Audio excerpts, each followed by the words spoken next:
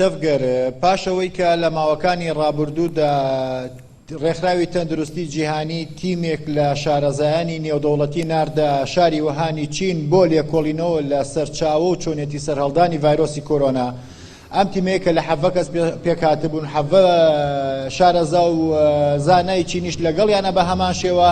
لە چەند ناوچەیەکدا کە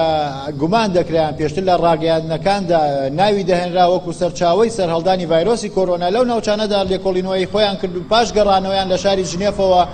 راپۆرتی خۆیان سەبارەت بە ئەو گەشتەیان ئاشکرا کرد. لە راپۆرتەکەیاندا ئاماژە بە کۆمەڵێک شتەکەن یان کۆمەڵێک پرسیار تا ئێسش وەڵامەکانی تەنها بەکراوەی ماوەتەوە بە تەواوەتی پشتڕاستیەوە ناکەنەوە کە ئەم ڤایرۆسەیە چۆن سەری هەڵداوە. لە راپۆرتەکەدا ئاماژە بەوە دەکەن کە ئەم ڤایرۆسە لە پێدەچێت یان ئەگەری ئەوەی هەیە یان ئەگەری زۆری ئەوەی هەیە کە لە جیهانی ئاژەڵانەوە سەری هەڵدا بێت و هەروەها ئاماژەش بەوە دەکەن کە پێدەچێت پێش ئەوەی کە لە شاری وەهان لە وڵاتی چین ئەم ڤایرۆسی ئاشکرا بوو بێت لە دەرەوەی وڵاتی چینەوە ئەم ڤایرۆسە بوونی هەبوو بێت لە شوێنی کە بوونی هەبوو بێت و هەروەها ئەو تیۆری کە باس لەوە دەکات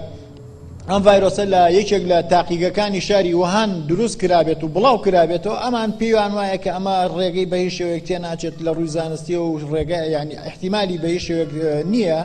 ئەم راپۆرتەیە پاش بڵاوکردنەوەی بۆتە هۆی ناڕەزایی کۆمەڵێک وڵات لەوانە ئەمریکا و 13 وڵاتی تر لە بەیاننامەیەکدا گومانی خۆیان بەرامبەر بە ئەم راپۆرتەی ڕێکخراوی تەندروستی جیهانی دەربڕی و پێیان وایە کە ئەم راپۆرتەیە بێلایەنانە نەنووسرا و لەژێر کاریگەری سیاسی هەندێک وڵاتدایە بە تایبەتی تریان ناڕاستەوخۆ چین تۆمەتبار دەکرێت، چونکە چین لە سەرەتای سەرهەڵدانی ڤایرۆسی کۆرۆناوە هەمیشە هەوڵی ئەوەی داوە کە تاوانی بڵاوبوونەوەی ئەم ڤایرۆسەیان ئەوەی کە لە ڕێگەی ڕاگەیانەکانەوە تاوانی بڵاوبوونەوەی ئەخرێتە ئەستۆیان لە ئەستۆی خۆیانی لابدەن و ئەوان ئاماژە بەوە دەکەن کە لە دەرەوەی چینەوە ڤایرۆسە گەڕاوەتە ناوچین.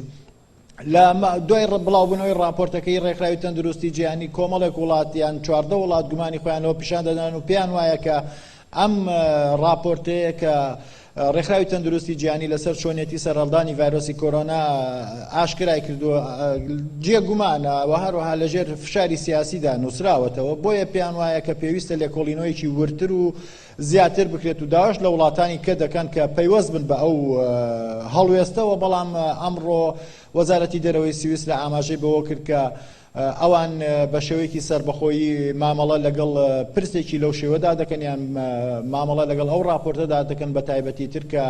پرسی کۆرۆنا زیاتر پرسێکی سیاسی حساسەوە نایانەوێت کە پەیوەست بن بە هەڵوێستی ئەو وڵاتانەوەی کە بەگومانەوە لە راپۆرتەکەدا دەڕوانن. ئەمە کۆی زانیاریەکانە سەبارەت بۆ پرسی گومان بوون لە ڤایرۆسەکە و هەروەها راپۆرتەکەی ڕێکخراوی تەندروستی جیهانی. ئەگەڕێمەوە لای ئێوە تەوگەر. بەڵێ کاروان